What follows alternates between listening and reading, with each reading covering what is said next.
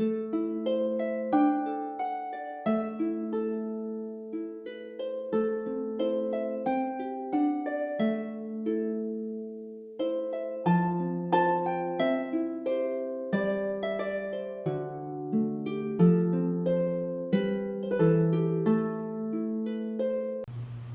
floating head.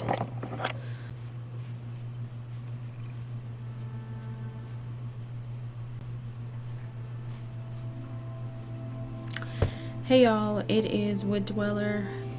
Today's topic is going to be about me being raised in a cult. I'm gonna try to keep this pretty short, but I am gonna do a maybe 2 or 3 part series.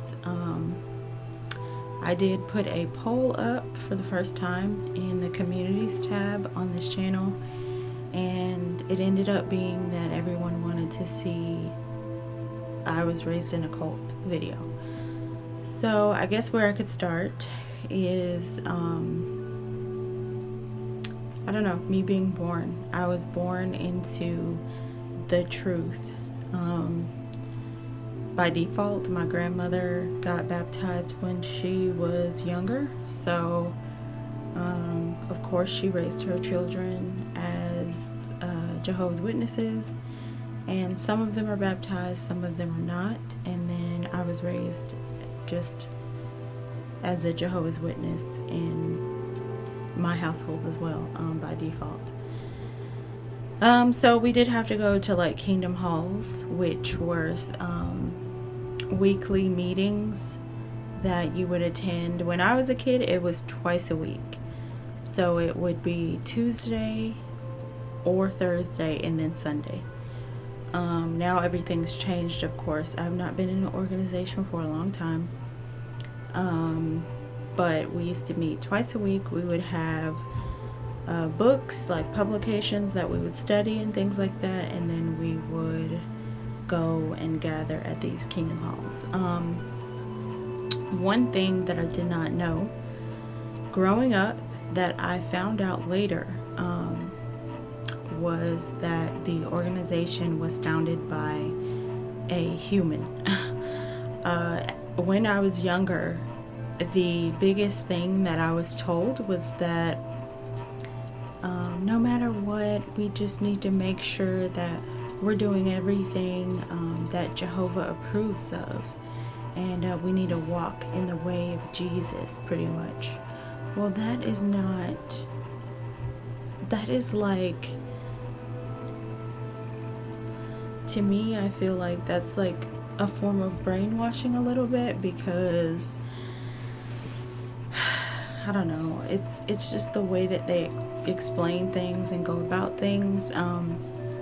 We were instructed not to look online to find different things about apostates, which were considered people who were once Jehovah's Witnesses and in the organization, and then they decided no longer to take part. We were discouraged from looking up information at all online. It was said by some of the elders, some of the brothers in the congregation. When I was younger, I didn't really know that it was a cult. I just thought that this was just a religious group, and out of nowhere I was supposed to believe that this is the end all be all. This is the truth, that we don't, socialize outside of the norm of the organization. We, talk to people in regards to if they want to know more about Jehovah's Word and Jehovah's Holy Spirit and things like that, but other than that, it was like you kind of just stay to yourself within the organization. What I noticed is just the way that I felt cut off, I think, from the rest of the world, because although it isn't as extreme as, I think, what is that group called, Amish, it's not to the point where we live in our own community and we're not living amongst other citizens, not like that, but the brainwashing is pretty darn close. It's like a very subservient, very docile, like it makes you into a docile human. You're not to ask questions. You automatically just believe that everything that you're told is the truth.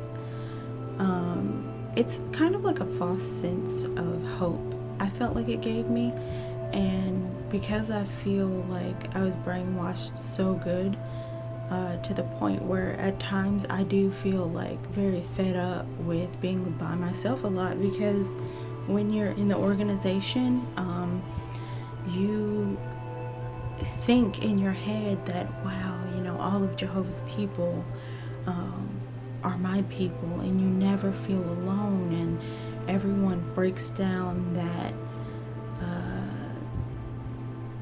antisocial concept, and everyone just, like, you can go in a congregation and you can go a few times. Say if you move in somewhere, you can go a few times, and then you start getting asked to, hey, would you like to come and study? Well, this was before COVID, of course, and way before COVID, because I've been out of the organization for some time now. But you would get invited to dinners, to feed the speaker. You would, sorry, this is like, but yeah, you would get invited to feed the speaker. You would get invited to dinners and things like that, and with that comes the socialization, so it doesn't feel alone a lot. But I have heard and seen instances very close up as well as online of other excommunicated and apostates who were physically harmed by elders in the congregation. I do believe that that is the biggest red flag that I feel about the organization. None of my family, they don't know that I'm going so public with it to speak against Jehovah's Witnesses.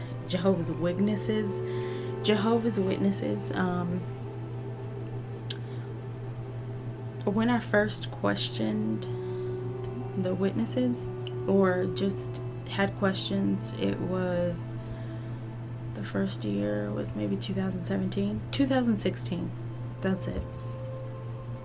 I decided to take African studies, African histories. It's like an African history studies or something like that course, where the class was completely free. It was held by a local Pan-African, and he would just read these extraordinary books that were so hard to, you know, get your hands on, and he would read them and then come back to the community and teach it out, because as African Americans, I feel like our history is just all over the place. It's very hard to kind of find certain things, and it's hard to feel like you really belong. In my case, I'm not speaking for all African Americans, but I do feel like it is very hard. But I think when I took that class and I sort of like started learning about the true history of everything, I decided that it didn't sit well with me that some of the concepts that I was pretty much growing up thinking was real, it was facts, but really that was not the truth. The biggest thing that bothered me about Christianity, in my case with the witnesses, was you know, years back we had the book,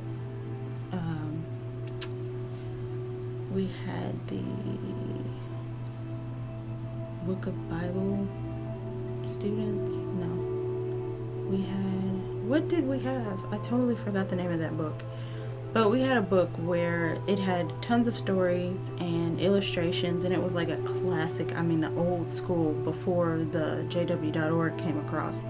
This was the book. These were the books that we would look at and read with my grandmother when it was time to go to bed, and when we were just hanging out and eating lunch. She would sit and read these books to us, and my biggest concern was that in the history portion, so like there was the story of Jezebel and Jonah, and gosh, I have to dig deep into my mind to like Lot and his wife and all of those individuals. There were certain stories that were supposed to line up with history, and you know, back when we had those books, Bible Teach book, that's it, the Bible Teach book. A lot of books would portray this person that went by the name of Jesus in a very Eurocentric manner. And to me, that bothered me because I knew what I was learning in this class. I knew it's like a history, I don't know if it was like a history channel, but I've heard this, I've seen this, that the oldest known bones were in fact, I think, found in East Africa, in Ethiopia. And they were of a woman, and so they named the remains of that woman, they nicknamed them Lucy. And so, and I forget the date on that. I'm gonna find it and then I'm gonna insert it here, because like I don't know, sometimes I shock myself that I'm actually talking in these videos, because it takes such a long time to like decipher what I'm gonna say and then regurgitate it out, and it's just, but here I am. But anyways, it didn't sit well with me that the Bible talked about how Jesus was black and his hair was like the hair that I have but underneath here, and that he was portrayed as Caucasian. It just never sat well with me, and because it's one of the biggest things that I feel like is the biggest lie within Christianity, it doesn't sit well with me.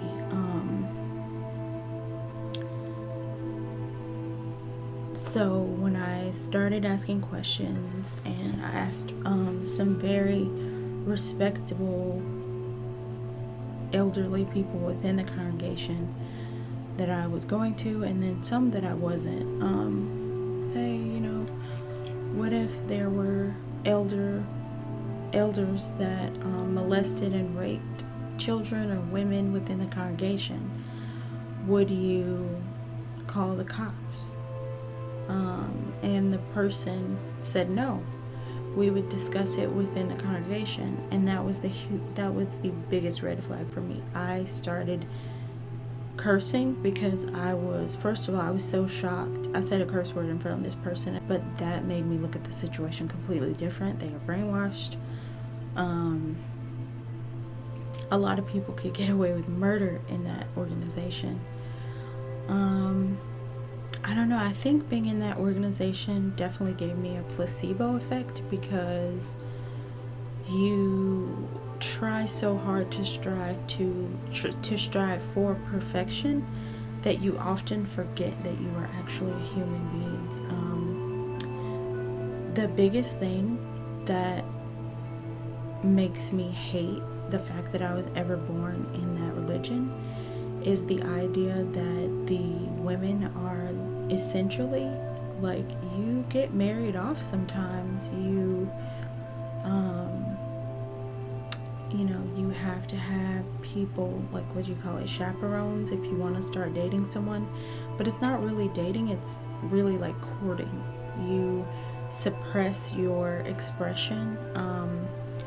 You know, you're just, which I feel like is appropriate, you know, suppressing your sexual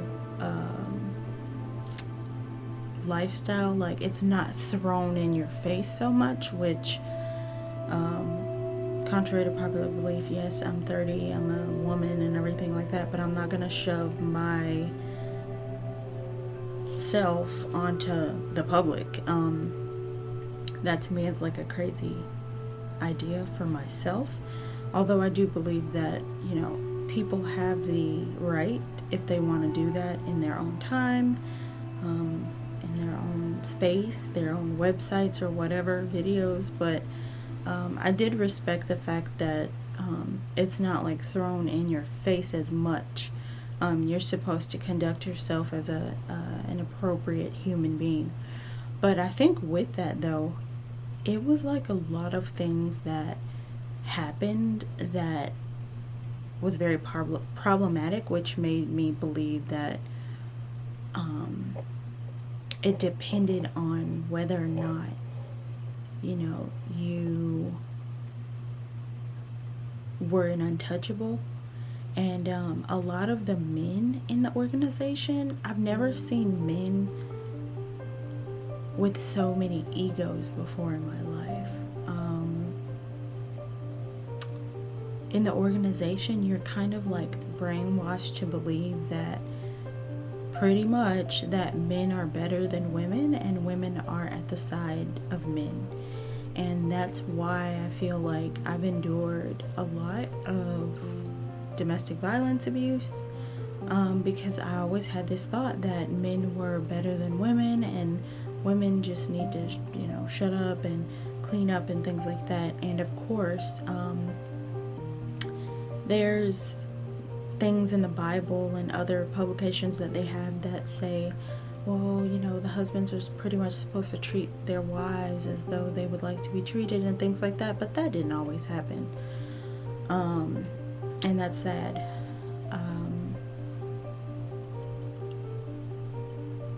Okay, so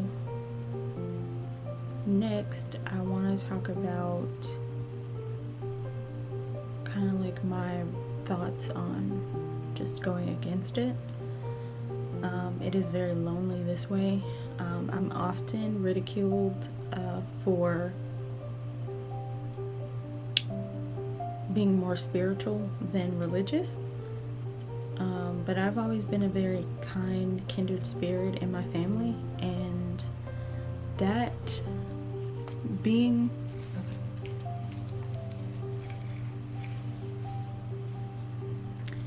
and I would say being that way often targets me, in a sense where you get targeted because you're not like so I've always been like a kindred spirit, and very kind and understanding, and I often get ridiculed for being spiritual, as opposed to being religious.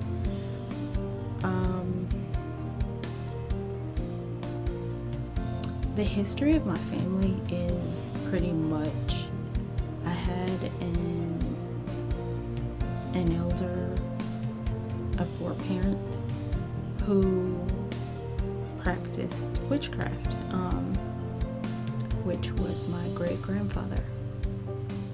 And when I was younger, before I even really knew about that, I would ask my mother constantly, "Mommy, are witches real?" I remember so many times asking her that. And she would like give me these little answers that like were kind of like, I'm about to shoo you off, whatever, like, what are you talking about? You're just watching cartoons kind of thing. But like, I don't know, there was always this weird space that it's not like I'm imagining things, but it was just always this weird space where I was like, I would like look into a huge like area of trees, you know, like for example, and the sun is going down, and I would just stop and stare into the trees, and I would be like, it's something that I'm supposed to know. It's a message that I know I'm supposed to be receiving, but I have not received it yet. And that was just me being a kid. So, with that said, after eavesdropping on different conversations that my grandmother would have about her father and how people would come to his house and pay him to do witchcraft for them and different spells, I know that it skipped her because she denounced it. She knew that supposedly it was bad and it was so horrible, and she wanted to go the Christian way. But I know for a fact it bounced right to me. I don't know if that makes sense, but that's as best as I can explain it. So with that being said, I always knew that this was supposed to be what I was needing to be doing. Like, I always knew that it was there, but I was like, no, I'm just gonna, you know, Jesus Christ is the right way, which, what the heck, you know? Totally respectful of other people's decisions to reach out and do whatever they please when it comes to faith, but I just feel like, okay, sorry, that's my phone. I just feel like me as an African American woman, why would I need to worship Jesus? It's not connecting with me. I don't know. I am still on the younger side when it comes to knowledge. I would like to be more on the wisdom side. So of course, every day I'm reading books. Also I do have some book reviews coming up. I know that someone mentioned that on one of my videos, I think it was the book haul video. I do have book reviews coming up. I did just finish a romance novel, a horror romance. But I kind of wanted to get the second and third one, so I have to find that. But anyways, I don't know. I don't feel like it connects for some reason. But I do feel like honoring my ancestors and getting back into the history that was stolen from me. I do feel like that is more what I'm in tune to. Nature, spirituality, radiating energy and kindness, and taking mental health seriously, because one thing that I noticed in Jehovah's Witnesses spaces is that mental health, I don't know about now because they probably have new publications that I've never been a part of, but I do notice that, or I did notice that mental health was not taken seriously. Education was not taken seriously at all, and that's something that's extremely scary. I don't know, it's just like a cult-like thinking. But yeah, this, I guess, will wrap up part 1. And I will be working on part 2. Hopefully this answers any of y'all's questions. But if y'all have any questions, I guess, about this, just let me know. It could be on, I don't know, YouTube or Instagram, doesn't matter. I've been trying not to be online as much because I feel like the internet is taking over, and not in a good way. But yeah, thanks for watching my video. Hopefully it wasn't that long, and I will see y'all in another video.